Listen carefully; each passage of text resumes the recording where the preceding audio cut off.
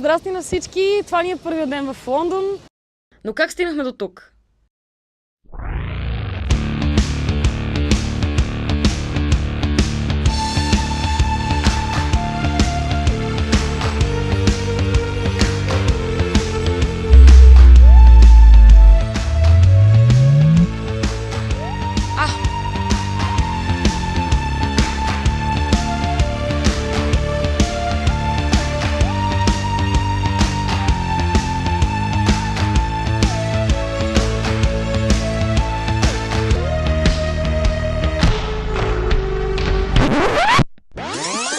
Всичко се изпили.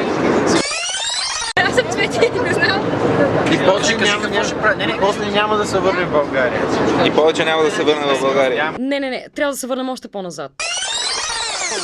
В средата на месец септември екип на Лондонския университет City University посети София, за да направи филм за състоянието на медиите в България, като част от проекта изграждане и развитие на европейска студентска телевизионна мрежа. So yeah, my name is Ruggero Galtarossa. I'm a student of journalism and sociology at City University London, and we came here to shoot 2 TV programs for Alma matv.bg, and it's our second day here in Sofia, and I've had a very good impression. Станахме преди 3 часа и сега сме на път за City University. Така изглежда Лондон в 12 без 2 минути. И сега сме на Кингс Крос, откъдето Хари Потър започва своите приключения и своите пътешествия до Хогвартс. И нашето приключение Лондон започва сега. Лондон е една от световните медийни столици. Именно заради това дойдохме да поговорим с млади бъдещи журналисти, обучаващи се в една от признатите и утвърдени институции в сферата на журналистиката в Обединеното кралство. Така започва.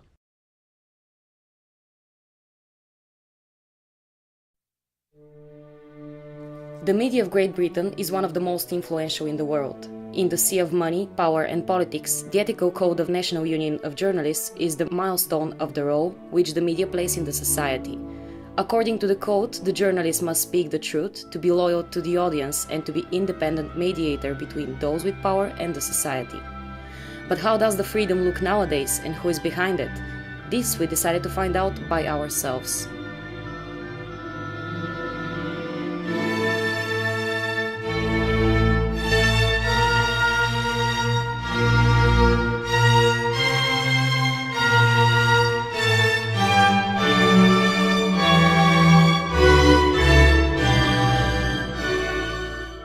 Тръгнахме по пътя на свободата. Свободата на словото. It is just incredible to be paid to follow up stories, to interview people, to put broadcast pieces or any kind of journalistic content together that really might change things, that might change an outcome or somebody's opinion or can change somebody's mind on an issue. I think that's incredibly privileged. You know that journalism can be dangerous in some parts of the world. Journalists are harassed, sometimes murdered, sometimes beaten up. It's a difficult world out there for journalists, but one of my favourite journalists and the person I think makes a difference is somebody, you probably won't have heard of him, he's called Mike Thompson. He works for the BBC and he uncovers stories that other people tend not to go to, places where people are being routinely brutalised in conflicts, and he tells the story. And I think he's the first journalist in Britain anyway who actually gave a humanity to these people. Instead of being people who were simply being murdered or given a very hard time by a regime, he pulled out individual stories and made it make perfect sense in a human way.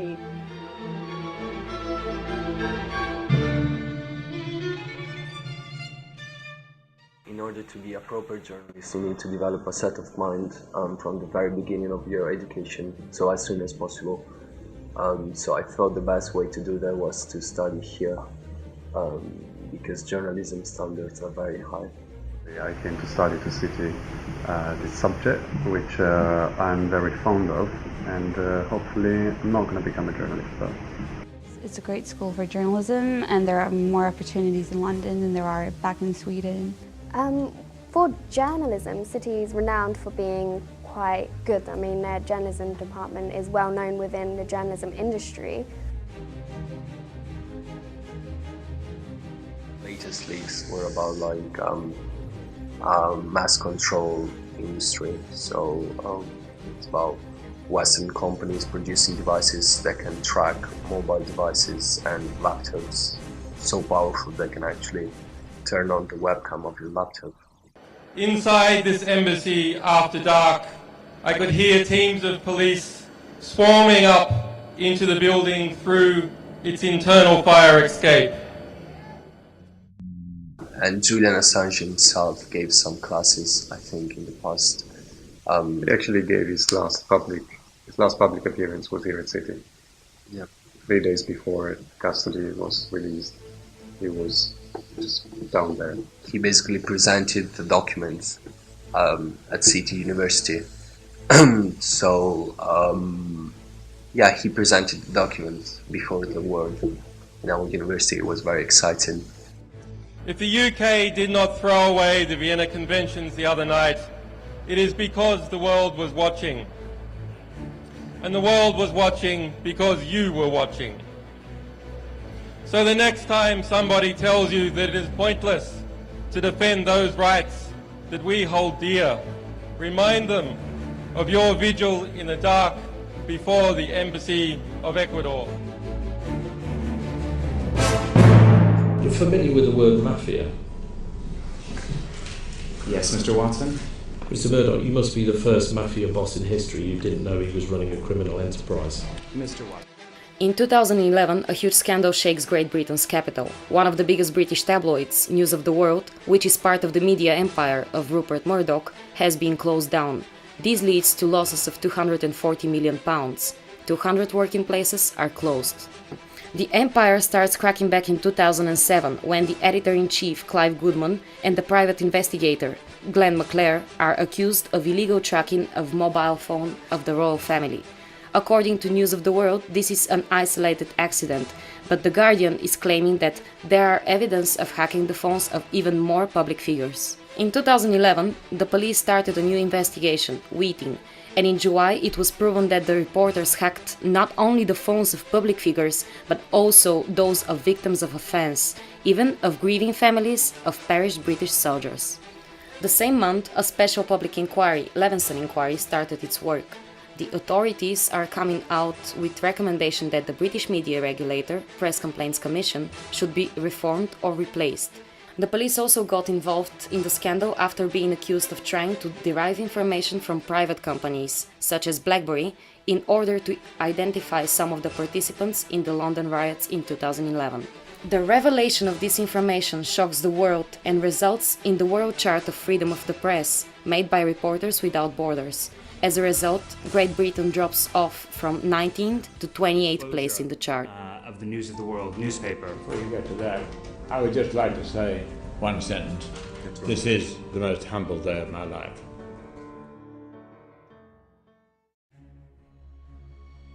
I think that every media has its lack in accuracy and trust.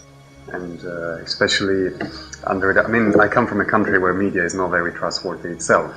And before the Levinson inquiry, the phone hacking scandal, like everyone here was like making fun of Italy and mocking the way we develop news down there. And after what happened, I mean, how can you trust media? Yeah, I mean, and after you get told how to do it, because that's what we're here for, training purposes.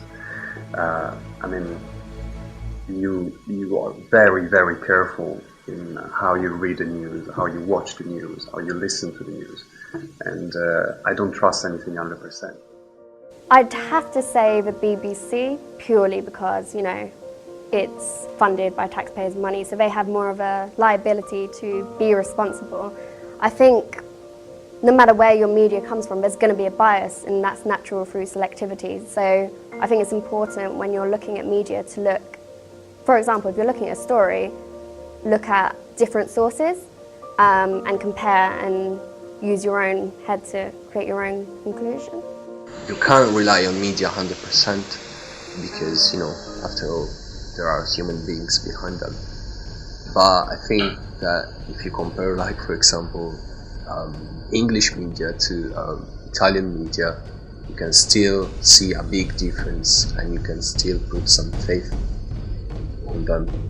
When you get into the industry and when you study the industry, you develop a sort of mindset where you have to have an angle for your story, which has to agree with the editorial angle of your publication and so on. So you kind of look at the media with a different approach. So you know that when you take on the news of the war and you read that story, you ask yourself some questions. Is this like the only angle of this story? It's different. So you don't trust them 100%. Before starting this course, I was reading papers and I was like, this is news. This is the truth. This is what happened. And now it's a bit different. The question, I think, is like, should this not be a secret anymore? Should public bodies start being more open about it and less secretive, so that history can be can be wrote with an actual perspective of the facts and not of what people should know about it. So.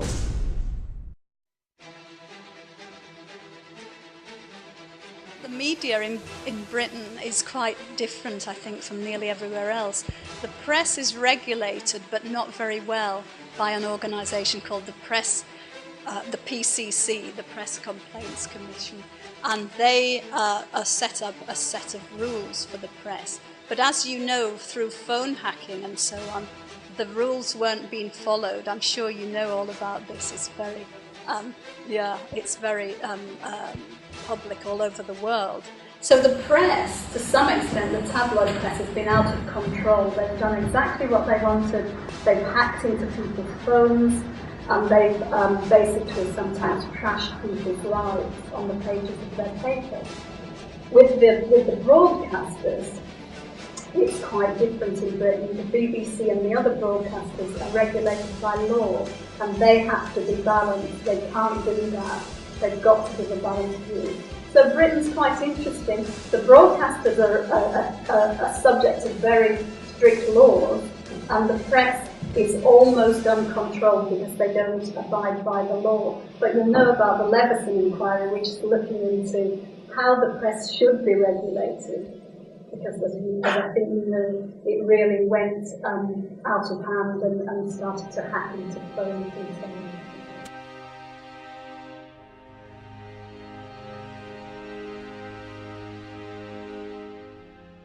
Freedom of speech.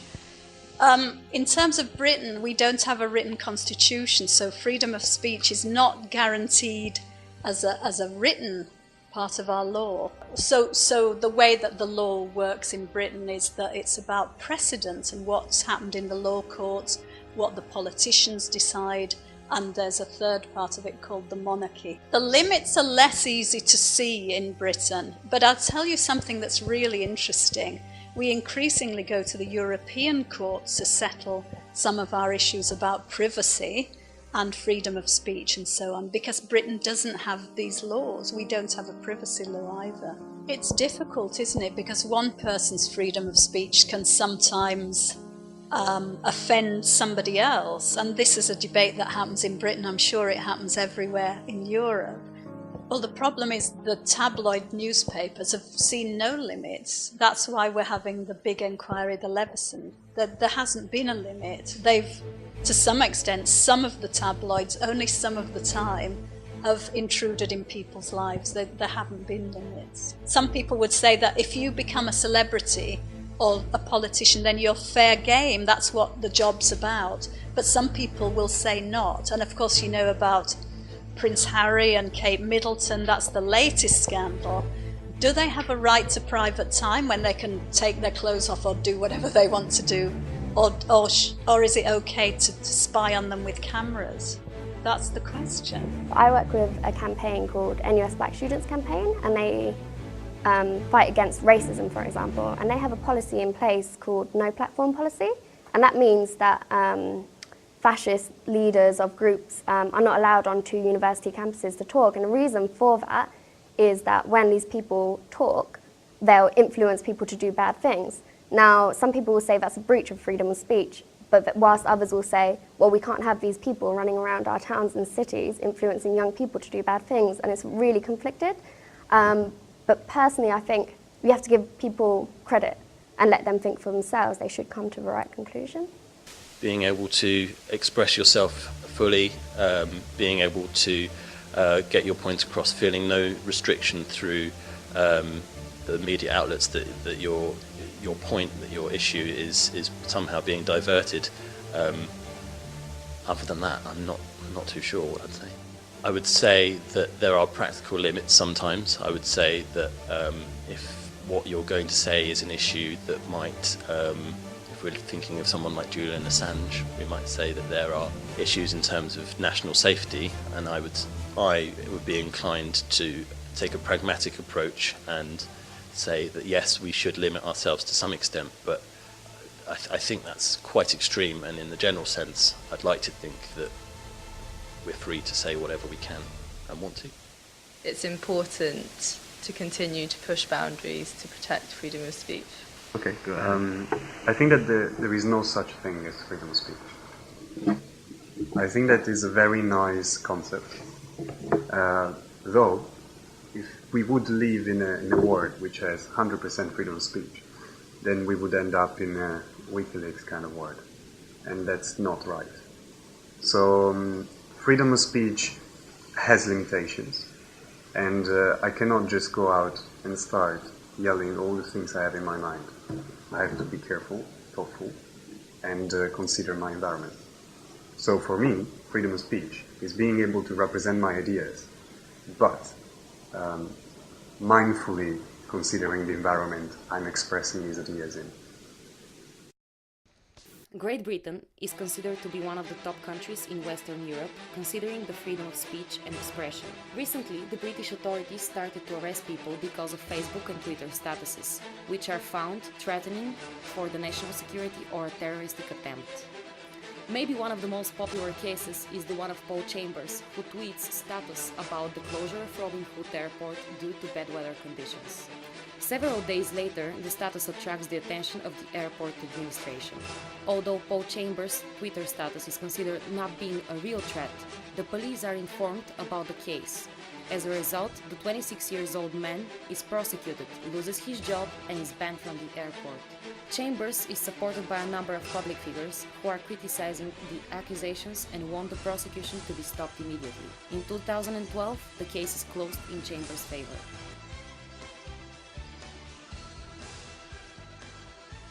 Journalism is about communication.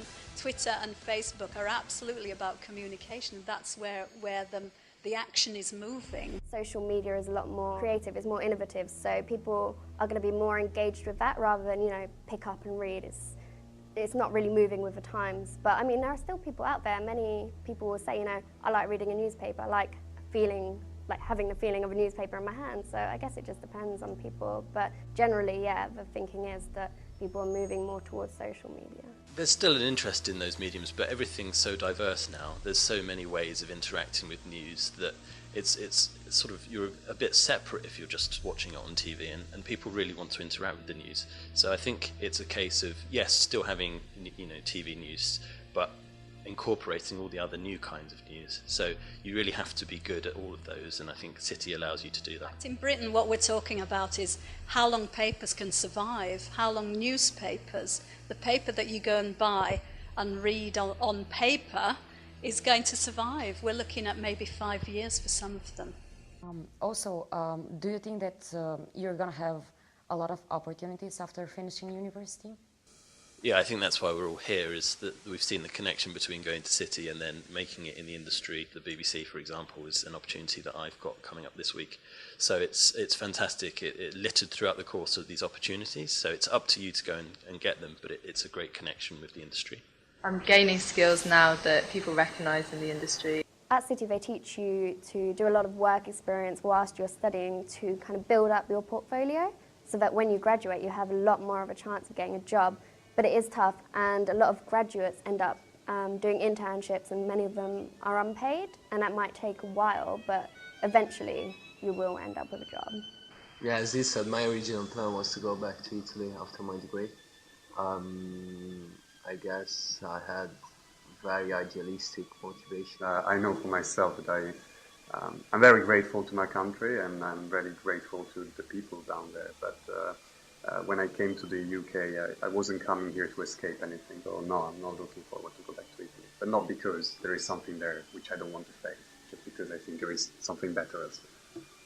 You kind of get more realistic about anything, about life, and you realize that after all, it's not that easy. So I'd really like to go back to my country to help my people, but on the other hand, I have to think about myself as well. My main goal, I would say, is to be a principled journalist who brings to light great stories, who can help society, can educate. I think City is the perfect place to do that. I'm really looking forward to getting as close to that dream as I can, whether I am speaking to 100 people or 1 million. I'm not sure where I'll get to, but that's what I want to do. I hope to work with like-minded people who believe in bringing out the truth, really, as a journalist.